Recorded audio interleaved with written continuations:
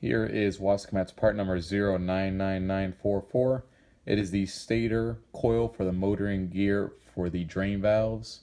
It works on many drain valves such as a Dependo 3-inch drain valve, 2-inch drain valve, a Maytag drain valve. Many drain valves that are made by Dependo have this coil on there.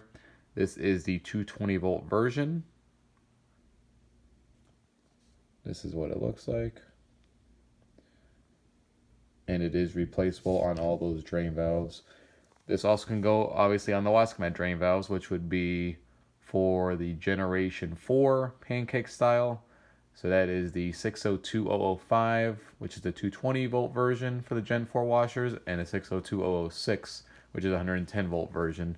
So this one would not be able to go on the 110 volt version. That would be the 099945.